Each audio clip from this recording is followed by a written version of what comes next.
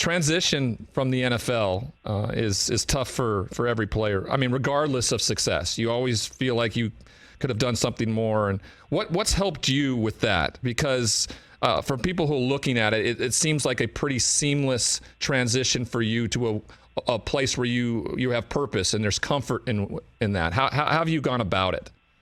Well, yeah, I mean, it's certainly a challenge, I think, as you adjust. You certainly miss, kind of being a part of that team and being around 53 guys every single day in the building, lifting weights and meeting together and, traveling together to games. So it's a new routine, but to me, you kind of find different teams to kind of be a part of, right? Some, philanthropy teams and maybe some business teams and whatever it may be. But I think you still apply a lot of the same lessons that you learned in football about teamwork and communication and, having a somewhat of maybe of a disciplined schedule, if you will, a lot of the things that you learn, right? I mean, football is all about schedules and, being on time and being accountable that way. So, Ryan, I've really tried to kind of take it 1 year at a time. I've always been envious of some of these football players that always knew what they wanted to do,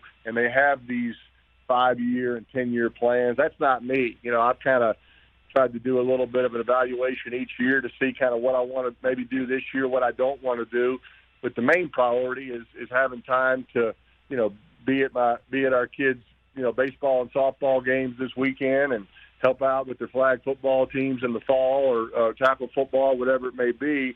And so that's been priority number one, but also trying to stay busy and stimulated at the same time. Yeah, you introduced with ESPN this year the Manningcast, and it's been a hit. You and your brother, you have a lot of fun with that. Tell us what that's been like a little bit. It's been fun to watch and see you guys grow throughout the year. Yeah, no, thanks. I mean, I'm not sure.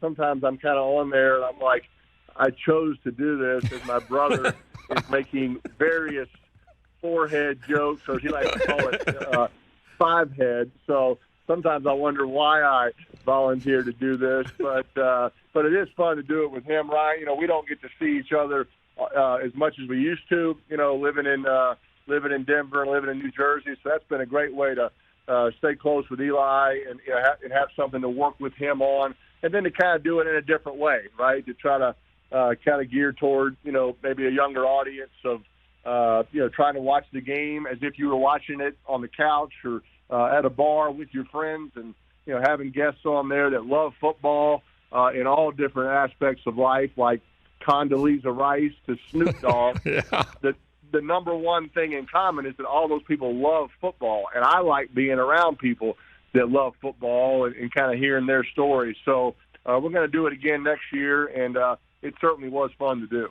Well, if you want to get back at Eli a little bit, let's just holler at me. I'll call Mom.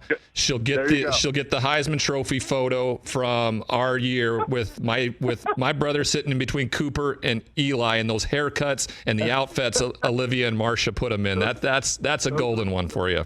Those were special. Those were special haircuts. Hey, you watched all the way to the end. Thanks for that. Watch more right here.